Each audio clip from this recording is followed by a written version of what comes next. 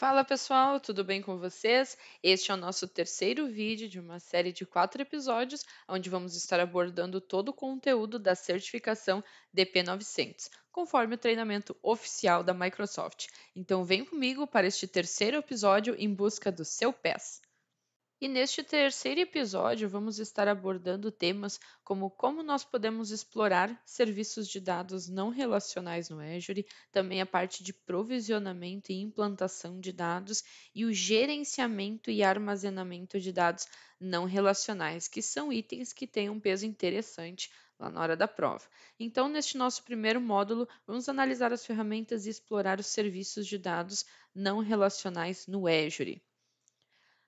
As tabelas, primeiramente aqui a gente pode citar, por exemplo, que nós estamos falando no modelo de chave-valor.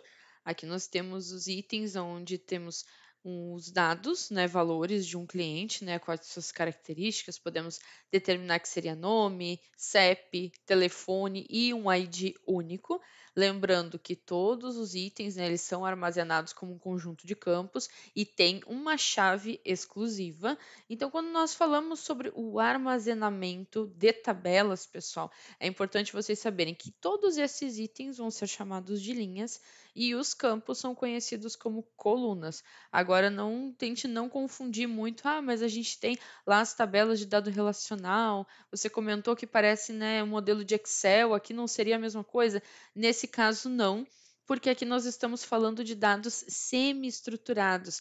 Perceba que cada uma dessas linhas tem uma quantidade de blocos diferentes e nas quantidades, além disso, nós temos ali as informações que vão determinar quem é quem. Então aqui a gente não vai ter um formato homogêneo, digamos assim.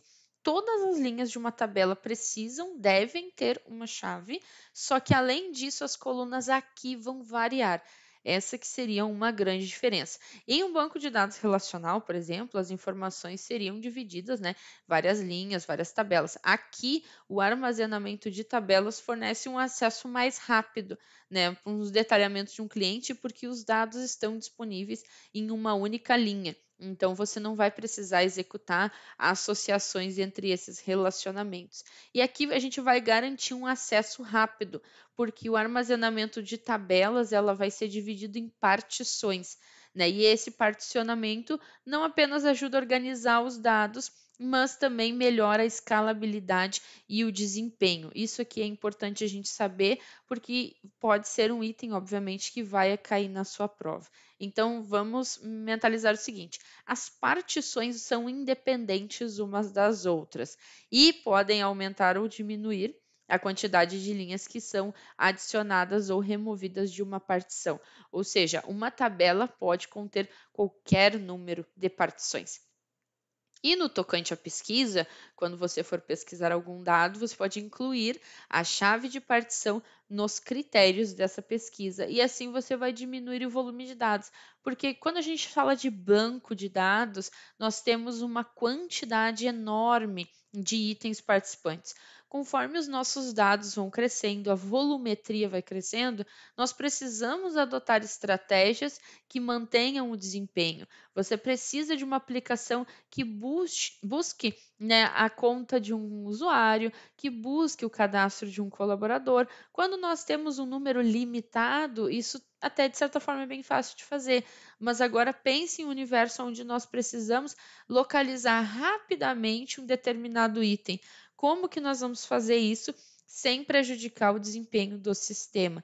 Então, a chave em uma tabela, né, em um armazenamento de tabelas do Azure, ela vai compreender entre dois tipos de elemento.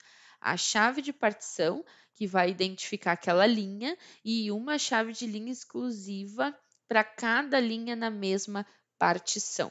Então, se um aplicativo, né, ou aplicação adicionar uma nova linha numa tabela, o próprio Azure vai garantir que essa linha seja colocada na posição correta dessa tabela.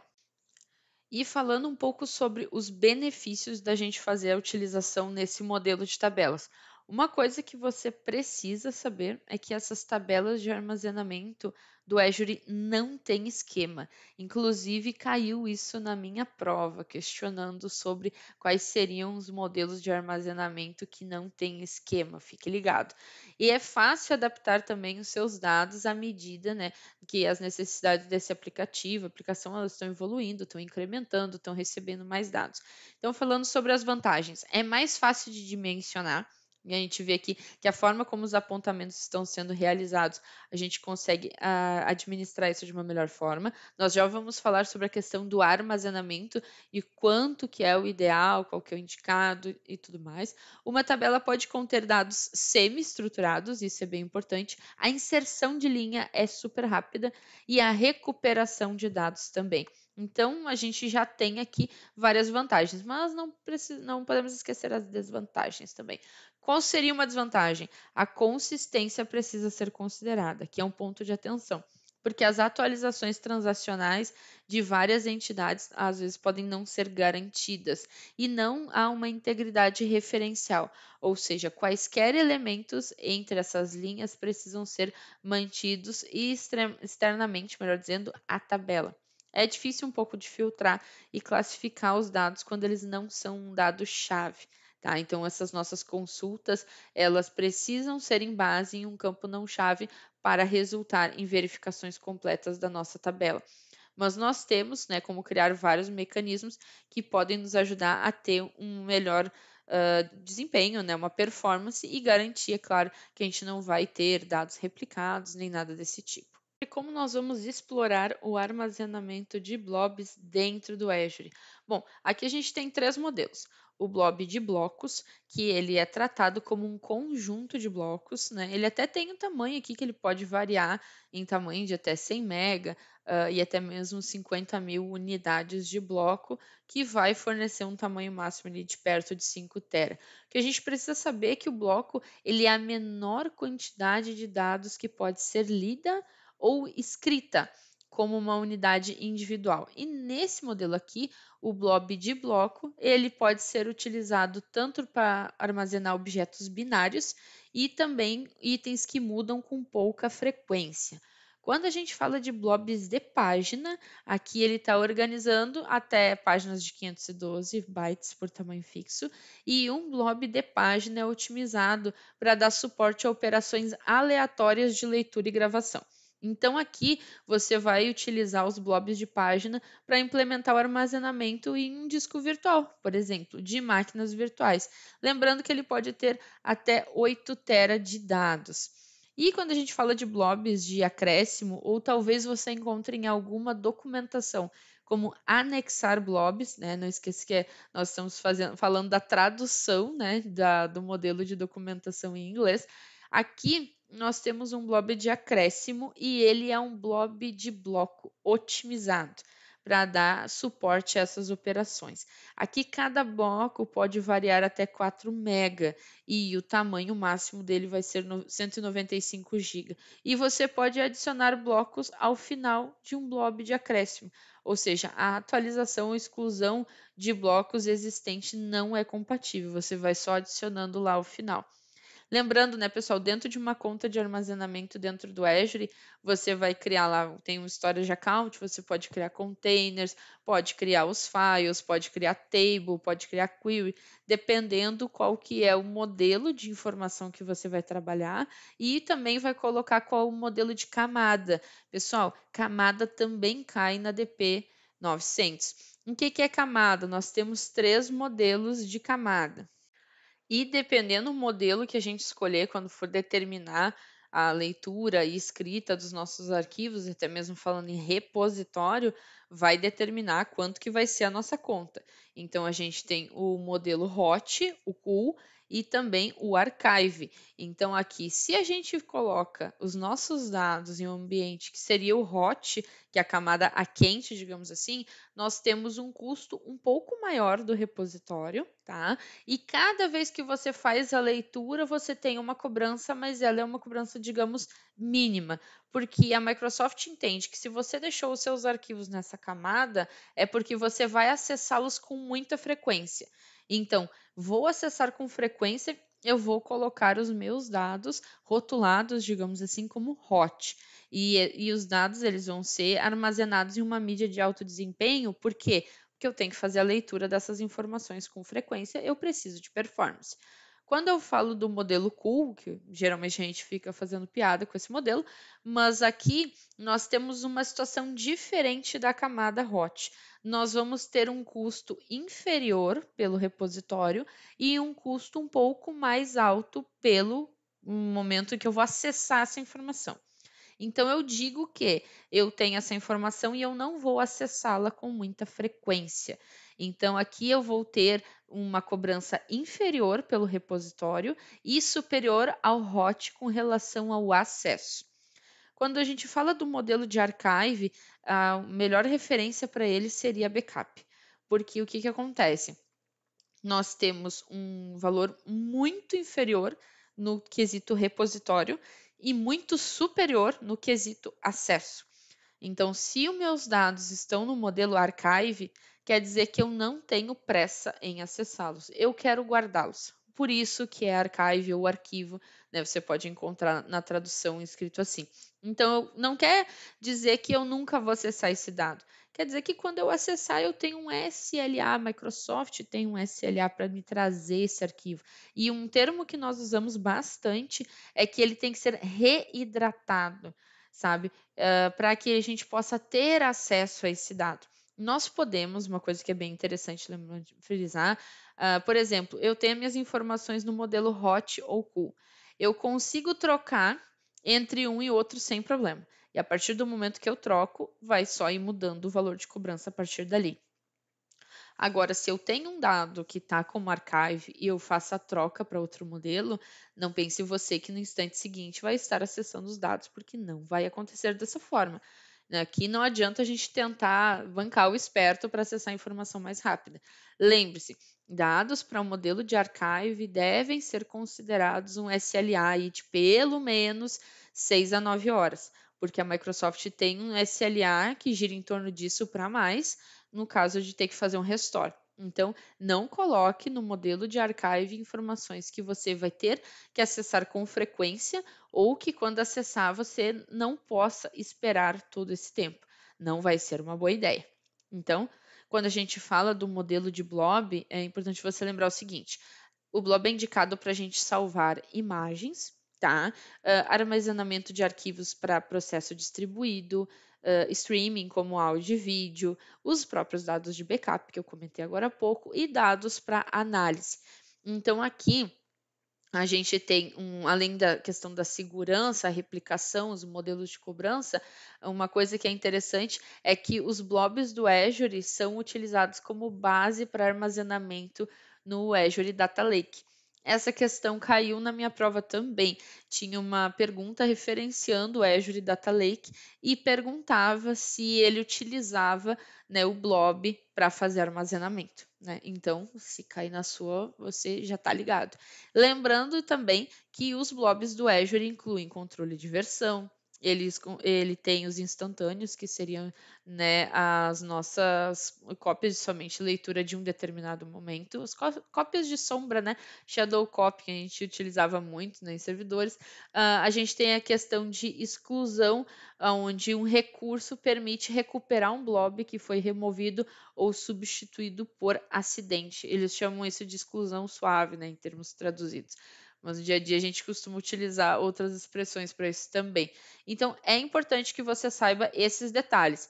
Pode cair na sua prova DP900 a questão do modelo de camadas. Na minha prova caiu uma questão que eu não vou lembrar de todo enunciado agora, mas ele referenciava uma situação onde, eu vou deixar os meus arquivos salvos por tanto tempo e vou acessar tantas vezes. Depois de tanto tempo, eu vou acessar X vezes. E depois de tanto tempo, eu acesso outras X vezes. E questionando qual que seria a melhor forma de armazenamento para cada uma daquelas situações. E outra questão que tinha também falando de blobs, estava referenciando nesse uso do Azure Data Lake, se ele tinha, né, armazenamento de blobs do Azure. Então, já sabe que ele tem também. Então, vamos para o próximo. E a parte de armazenamento de arquivos no Azure não é só o blob, né, pessoal? Nós temos também a questão dos files, e é um item que aparece bastante em termos de prova. Caiu para mim duas ou três questões questionando sobre a utilização entre blob e também compartilhamento de arquivos, né, o nosso tão querido file share. Bom, nós sabemos que quando nós criamos um storage account, nós podemos colocar também modelos de containers, file share, tables ou queries que são utilizados para as filas de mensagens das nossas aplicações. Quando a gente fala do modelo de file share, nós estamos criando um compartilhamento. Para você que daqui a pouco não é muito de infraestrutura e esse item não soa tão simpático assim, só para você entender. Dentro do modelo on-premise, quem trabalha ainda dentro desse modelo está habituado. Nós temos um servidor que todo mundo sabe que é o file share e ele cria as pastas, digamos assim, a gente vai fazendo várias partições e gera um script em batch, geralmente, né? Um batch, como algumas pessoas chamam também, e mapeia isso, né, na conta do colaborador. Quando você faz login na sua máquina, ele carrega automaticamente as pastas compartilhadas do seu setor e ali vão ser administrados, né, pelo pessoal de infraestrutura, quem acessa o que e suas permissões.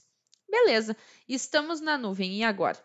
O que que a gente faz com aqueles arquivos que estavam lá? Como é que nós vamos trabalhar com esse negócio? Bom, em termos de replicação, a gente pode manter os arquivos dentro do servidor local e replicar para a nuvem, né? Mandar para a nuvem, digamos assim, aqueles que a gente não está usando tanto, estabelecer algumas regras. Nós podemos literalmente fazer um move desses arquivos e usar tudo na nuvem, desligar aquele servidor, dar tchau e benção para ele, ou senão a gente pode fazer no modelo Cloud Native. A gente vai criar um storage account, subir um file share e ali a gente vai replicar, seja para computadores, seja para aplicações. Em termos de prova, o que eu tenho que saber? Primeiro, ele utiliza o protocolo SMB 3.0. Isso caiu na minha prova, então eu já vou dar a dica para você. Esse é o mesmo protocolo de compartilhamento de arquivos usado por muitos aplicativos de locais existentes, então ele funciona dessa forma. E esses aplicativos devem continuar funcionando inalterados se você migrar os seus compartilhamentos de arquivos para a nuvem, ou seja, se eu estou fazendo uma virada de chave para o modelo de cloud. Mas aqui o que é interessante? Depois que você vai criar essa conta de armazenamento, você pode carregar os arquivos, seja da sua máquina, seja para o AZCOP também, que é um utilitário para fazer isso, e também vai utilizar o serviço de sincronização de arquivos. Então, em termos práticos, nós temos essa questão de virada de chave, onde nós vamos utilizar esse modelo de compartilhamento e a gente pode mapear lá da nuvem esse compartilhamento para as máquinas, né, dos nossos colaboradores, dos nossos clientes, quando a gente está fazendo a configuração. E vamos para o nosso próximo item, né? O que é o Azure Cosmos DB. Bom, aqui a gente já está falando sobre um sistema de gerenciamento de banco de dados no modelo NoSQL ou NoSQL, né? E o Cosmos DB, ele faz toda uma gerência de dados em um conjunto particionado de documentos, isso é importante frisar. Um documento, o que que vem a ser, pessoal? Uma coleção de campos identificados por uma chave. Simples assim. Então, o campo em cada documento pode variar e o documento pode conter documentos filho. Muitos bancos de dados de documentos usam o JSON. Então, na minha prova tinha uma questão também relacionando a esse modelo de como que era apresentado os itens dentro de um Cosmos DB. Então, vamos ficar antenados. Então, nesse formato, os campos em um documento são colocados entre as chaves e cada campo tem um prefixo com o seu nome. Então, a gente vai ter aqui um modelo de estrutura onde esse documento pode ter até 2 MB de dados, incluindo objetos binários, tá? E você precisa armazenar blobs como parte desse documento. Então, use o armazenamento de blobs do Azure e vai adicionando ali as referências. O Cosmos DB, ele tem uma API que permite acessar esses documentos utilizando um conjunto de interfaces, né, de aplicações conhecidas. Dentro do Cosmos DB, nós podemos trabalhar com APIs do SQL, com tabelas de API, com a API do MongoDB, API do Cassandra e API do Gremlin. Então, são vários itens que nós podemos adicionar. Lembrando que os documentos em um banco de dados do Cosmos DB são organizados em containers. Os documentos em um container são organizados em partições. E as partições contêm um conjunto de documentos que compartilham uma chave de partição comum. É assim que ele é estruturado. Então, há uma semelhança meio que superficial entre um container do Cosmos DB e uma tabela de armazenamento, né, de tabelas do Azure, porque eles são particionados e os documentos, né, tem ali linhas e tabelas, são identificados por um ID exclusivo dentro da partição. Mas a gente pode dizer que a semelhança parou por aí, né? Porque ao contrário de uma tabela do Azure, quando a gente está falando do Cosmos DB, eles não são necessariamente classificados pelo ID, porque eles têm índices separados. Então aqui a gente tem uma diferença. E cada índice é criado e mantido automaticamente. Nós temos uma série de vantagens e também aplicações aonde o Cosmos DB é indicado. Ele o aloca automaticamente espaço num container para suas partições e para garantir a disponibilidade do nosso ambiente, eles são replicados, mas dentro de uma única região. Essa replicação vai ser transparente, né, entre as disponibilidades dentro de uma região, nos data centers, digamos assim, e a gente vai garantir um failover de uma réplica para outra. Lembrando, disponibilidade, né, SLA do Cosmos DB 99,99%. Isso é a garantia da Microsoft, tá? Lembrando que ele permite uma ingestão sustentada de dados e consultas super rápidas para aplicativos que precisam ser altamente responsivos. Então, quando é que nós vamos utilizar o Cosmos DB, né? Qual que é a aplicação que vai ser mantida por esse cara? Em termos de Microsoft, né, o falecido Skype utilizava Cosmos DB, o Xbox usa Cosmos DB e o Office 365, esse cara está em Cosmos DB também. Então, quando a gente fala de aonde nós vamos trabalhar com isso, por exemplo, nós temos ali o web varejo, é um campo onde ele é utilizado tanto para a questão de iterações sociais, integrar com serviços de terceiros, né, entre outros, e muito utilizado para aplicativos iOS e Android. Quando a gente fala ali da camada de jogos, né, que ele também é indicado, é porque ele é um banco de dados crucial para essa questão de aplicativos, porque nós precisamos ter um processamento gráfico com uma performance muito boa. Ninguém quer jogar literalmente um joguinho lento, né? Nós queremos um jogo cada vez com mais efeitos gráficos e mais rápido. E a parte de cenários de IoT e também conhecido como telemática, nós temos aqui também desde itens de machine learning, o Azure HD Insight, o Power BI também vai dar o ar de sua graça. Nós temos aqui sistemas que ingerem grandes quantidades de dados e de uma forma bastante frequente. Então, os dados podem ser usados por esses serviços de análise que eu mencionei, e você pode, obviamente, processar dados em tempo real utilizando a nossa tão querida Azure Functions. E a partir daí você vai determinar os dados que vão chegar lá no seu banco. Lembrando também que na parte de varejo a Microsoft usa, né, nas plataformas do Xbox Live e o Windows Store também o Cosmos DB. É um item que vai aparecer bastante e ele vai ter alguns detalhamentos lá na sua prova, sim.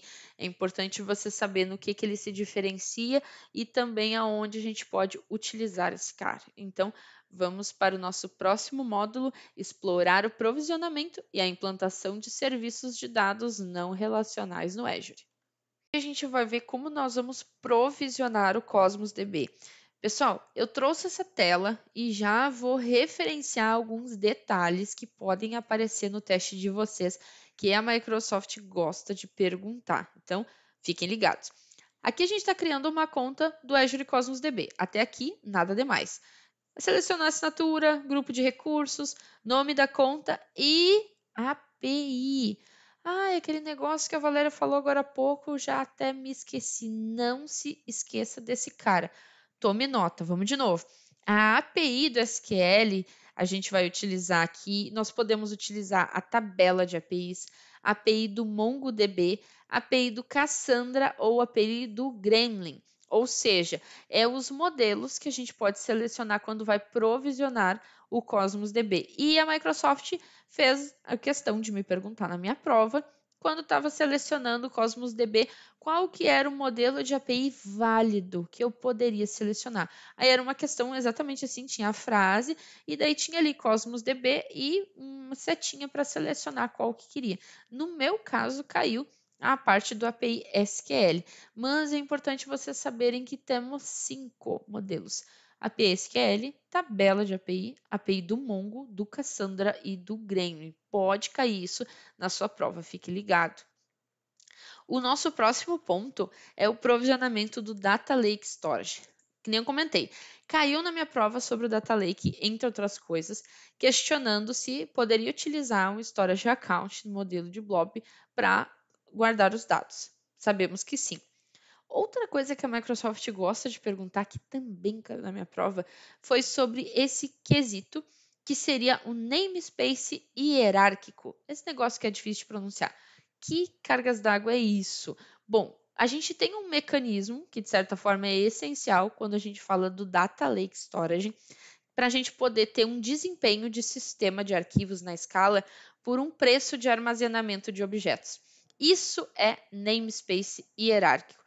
E em termos práticos, esse cara a gente precisa habilitar para utilizar o Data Lake nessa geração 2. Então, o que o namespace hierárquico faz? Ele tem uma manipulação de diretório atômico e ele tem um estilo bem familiar de interface. Então, o que acontece? O Data Lake ele vai ser dimensionado linearmente e isso não vai prejudicar a capacidade ou desempenho de dados. Sabemos que o Data Lake é utilizado para um repositório muito grande de informações. Então, eu preciso garantir que vai ser bacana de eu conseguir organizar esses caras e rápido quando eu quiser buscar alguém. Então, eu preciso habilitar este item. Fique ligado.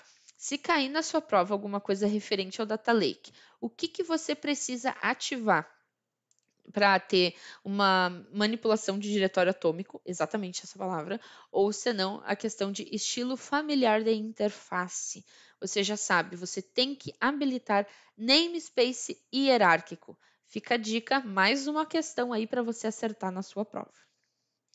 E quando a gente fala da configuração de contas de armazenamento, nós temos aqui o modelo tradicional, criar um storage account. O que eu preciso saber desse cara? Eu vou ter o modelo Standard ou o modelo Premium. O que diferencia? Money. Por quê? Se eu for fazer a criação no modelo Standard, digamos que eu vou utilizar o Files, tá? Vou criar uma pastinha lá, vou compartilhar com meus colaboradores e era isso. Se eu aloco no modelo Standard, pessoal, eu vou pagar literalmente um Pay as you go. Ou seja, conforme eu for alocando dados, eu vou estar pagando. Ah, mas o Premium eu não vou pagar? Aí é que tá. Vai pagar nos dois. A questão é que o Premium ele vai me dar uma melhor performance de acesso. Isso acarreta em que se eu fazer o meu storage account no modelo Premium e eu dizer que eu quero ter, por exemplo, 10 TB de espaço, ele já vai alocar 10 TB para mim e eu já arranco pagando, independente se estou utilizando isso ou não. Aí que difere. Eu já vou pagar pela uma alocação cheia do meu dado. Mas eu não coloquei dado lá. Não interessa. Escolhi esse modelo, é assim que funciona. E o modelo standard não. Eu estou alocando, né? É o modelo mais simplesinho ali, mas eu vou pagar somente por aquilo que eu estou usando. E a gente sempre indica a versão de uso geral 2, que é a versão mais compatível, né, com o modelo de ambiente. E a parte de replicação a gente vai ver com mais detalhes mais à frente, mas cai bastante também nessa prova, fiquem ligados. Vamos para o nosso módulo 3, gerenciar armazenamentos de dados não relacionais no Azure. Nesse tópico, vamos detalhar um pouquinho mais a questão das APIs do Cosmos DB que eu tinha mencionado anteriormente, porque o que acontece? O Cosmos DB, pessoal, ele fornece APIs que elas vão nos permitir acessar documentos utilizando um conjunto de interfaces conhecidas. Então, quando a gente fala da API do SQL, por exemplo, ela vai fornecer para nós uma linguagem de consulta que, pelo próprio nome já indica, semelhante ao SQL, Para documentos, permite identificar, recuperar, né, informações, selecionar informações. Então, a gente consegue, mesmo com uma plataforma de dados muito grande, como é o Cosmos DB, executar consultas, conseguir validar informações utilizando o modelo de consulta SQL. Quando a gente fala da parte de tabela de API, aqui a gente vai utilizar um outro modelo de interface, né, onde eu vou ter uma API de armazenamento de tabela do Azure para armazenar e recuperar meus documentos também. E a finalidade que eu vou trazer aqui é que essa interface permita para mim que eu alterne, né, do armazenamento de tabela para o Cosmos, sem exigir que eu modifique algum aplicativo existente que eu já tenha. A terceira, que é a API do MongoDB, o aplicativo do MongoDB seja executado de forma inalterada em um banco de dados do Cosmos DB. Então, perceba aqui a questão da compatibilidade. Então, você pode migrar os dados de um banco de dados do Mongo para o Cosmos, que está, obviamente, executando na nuvem, e continuar executando as suas aplicações sem que você tenha que fazer nenhuma alteração. Isso é muito bacana. A parte da API do Cassandra, aqui a gente tem um outro sistema de gerenciamento de dados, né? Então, o que que ela vai fazer? Ela vai também nos fornecer uma interface, todos eles fazem isso, mas a solicitação de API do Cassandra são mapeadas para solicitações de documentos. Então, aqui o principal objetivo dela é permitir que eu migre, né, os bancos de dados e aplicativos do Cassandra para o Mongo. E o Gremlin, que não é Gremlin, né, mas é meio engraçado para mencionar, digamos assim, ele vai implementar uma interface de banco de dados gráfico. Essa API ela vai conseguir validar todos os objetos e relacionamentos, né, dentro do meu ambiente e descobrir os tipos de relacionamento. Ou seja, eu tenho vários pontos em comum aqui no meu usuário, desde lugares que ele visita, o nome do gato, o nome da escola que ele estuda, o endereço. Então, a API do Gremlin ela vai conseguir avaliar os dados que eu tenho dentro da minha tabela e conseguir estipular os relacionamentos. Dizer que aquele dado está se relacionando a mim. Por exemplo, tem o nome de uma loja lá, vai dizer a Valéria já fez uma compra nessa loja, mas ela compra mais dessa outra loja aqui. Aqui é um lugar que ela sempre visita, mas ela mora nesse outro endereço. E assim, conforme tem as informações sobre uma pessoa, ele vai conseguindo fazer esses relacionamentos. Então, falando um pouco sobre a coerência do Azure Cosmos DB, ou seja, como que eu vou utilizar e replicar os meus dados, é importante a gente saber o seguinte: o Cosmos DB permite replicar os bancos de dados e containers em várias regiões. Até aqui nesse desenho a gente traz a tela da consistência padrão e aqui nós temos referenciando, né, como se fosse música, por exemplo, em várias localidades dos Estados Unidos. Então, o que acontece? Quando a gente fez o provisionamento de uma conta, a gente pode especificar o que deseja copiar de dados para outra região. Então, o que acontece? Replicar dados globalmente permite que a gente possa configurar uma réplica com mais detalhes, que nós possamos ter, né, alta disponibilidade para aquele serviço que a gente está ofertando. E claro, que se uma dessas localidades ficar indisponível, a outra assume por padrão. Então, por padrão, né, reforçando, apenas a região na qual você criou a conta oferece suporte a operações de gravação, por exemplo. E as demais vão ser aquelas réplicas de somente leitura, bem como a gente tem a estratégia de replicação de dados. Ou seja, a replicação vai ser assíncrona, ela vai ter um pouquinho de delay, né? Porque a gente não consegue copiar dados para regiões diferentes ao mesmo tempo, mas ainda assim a gente garante a disponibilidade. Na questão da consistência, dentro de uma única região, o Cosmos DB ele vai utilizar um cluster de servidores. E dessa forma, ele vai nos ajudar a melhorar a escalabilidade e a disponibilidade, porque uma cópia de todos os dados é mantida em cada servidor dentro do cluster. E claro, ele permite que a gente especifique a questão de inconsistências que precisarem ser tratadas. Lembrando que quando a gente fala do Azure Cosmos DB, nós podemos trabalhar também com a parte de encriptação, onde a gente vai salvar nossas senhas, seja num cofre de senhas, né, no famoso Key Vault, também aparece aqui dentro do nosso contexto, ou até mesmo habilitar a replicação utilizar modelos de tierização, a gente vai colocar aqui também, podemos utilizar a integração com o Azure Active Directory, né, para dar as permissões e, claro, manter o modelo de Shared Access Signature para garantir que nós vamos dar as permissões somente no nível necessário dentro da nossa aplicação. E aqui a gente tem um modelo de consulta, né, dentro do Azure Cosmos DB. E na parte da esquerda, sobre princípios básicos da função de agregação, alguns modelos, né, de comando e exemplos da própria API do SQL à direita.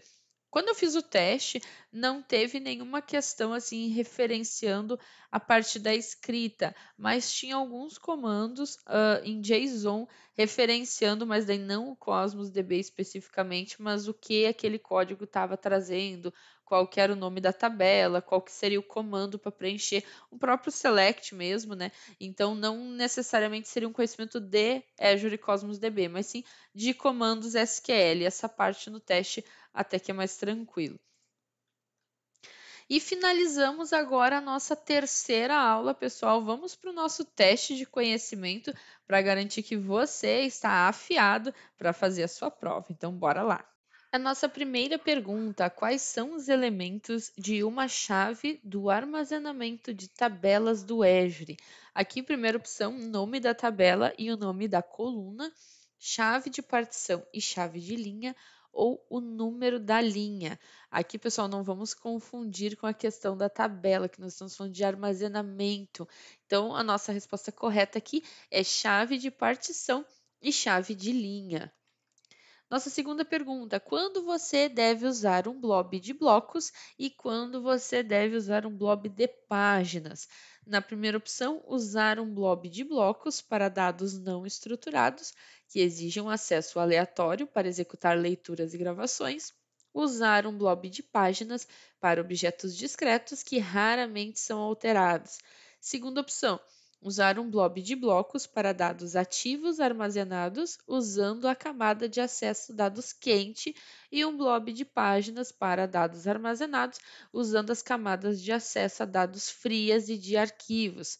Terceira opção, usar um blob de páginas para blocos que exigem acesso aleatório de leitura e gravação e usar um blob de blocos para objetos discretos que são alterados com pouca frequência. Aqui a nossa resposta correta é a última, pessoal, aonde nós vamos exigir um acesso aleatório de leitura e gravação e usar blobs de bloco para objetos discretos que são alterados com pouca frequência, pensando aqui na questão do custo. Terceira pergunta: por que você pode usar o armazenamento de arquivos do Azure para compartilhar arquivos armazenados localmente com usuários localizados em outros sites, para permitir que usuários em sites diferentes compartilhem arquivos ou para armazenar arquivos de dados binários grandes contendo imagens ou outros dados não estruturados? Aqui, pessoal, vai ser para permitir que os nossos usuários que estão em locais diferentes, eles compartilhem arquivos, porque aqui nós estamos utilizando armazenamento de arquivos do Azure, estamos referenciando ao Files, onde a gente vai conseguir mapear unidades, né, dentro da máquina do nosso colaborador e assim todos eles conseguem compartilhar informações. Próxima pergunta: você está criando um sistema que monitora a temperatura em um conjunto de blocos do escritório e define o ar-condicionado em cada sala, em cada bloco, para manter uma temperatura agradável. O seu sistema precisa gerenciar o ar-condicionado em vários milhares de prédios espalhados pelo país. Em cada prédio, normalmente, contém pelo menos 100 salas com ar-condicionado. Que tipo de armazenamento de dados NoSQL é o mais apropriado para capturar os dados de temperatura e permitir que eles sejam processados? Então, aqui nós temos uma questão um pouco mais densa, né, com mais detalhes, e vamos ver o que se encaixa aqui. Primeira opção: enviar os dados para um banco de dados no Azure Cosmos DB e usar um functions para processar essas informações. Armazenar os dados em um arquivo armazenado e o compartilhamento, criado um armazenamento de arquivos do Azure. Terceira opção: gravar as temperaturas em um blob no armazenamento de blobs do Azure. Então, aqui a nossa primeira opção, pessoal. Lembra que eu comentei que nós podemos usar functions para administrar dados dentro do Cosmos DB. Aqui que a gente consegue pegar a resposta pelo detalhe. Então, enviar os dados para um banco de dados do Cosmos DB e usar o functions para processar essas informações. Próxima pergunta: o que é o provisionamento? É o ato de executar uma série de tarefas que um provedor de serviços realiza para criar e configurar um serviço, é fornecer acesso a um serviço existente a outros usuários ou ajustar um serviço para aprimorar o desempenho. Aqui a nossa resposta certa é a primeira, é o ato de executar uma série de tarefas que um provedor de serviços realiza para criar e configurar um serviço. E o que é uma entidade de segurança? Primeira opção, uma coleção nomeada de permissões que podem ser concedidas a um serviço, como capacidade de usar o serviço para ler, gravar e excluir dados, e no Azure o exemplo inclui proprietário e colaborador, um conjunto de recursos gerenciados por um serviço ao qual você pode permitir acesso, ou um objeto que representa um usuário, grupo, serviço ou identidade gerenciada que está solicitando acesso aos recursos do Azure. Aqui a nossa resposta correta é a última, né, pessoal? Estou falando de uma entidade de segurança.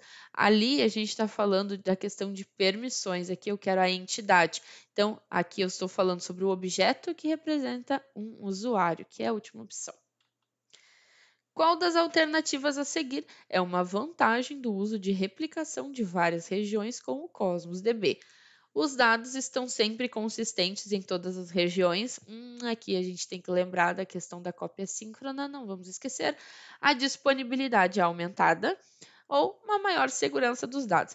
A questão da segurança é muito relativa porque ela está associada a permissões, então fica um campo bastante duvidoso.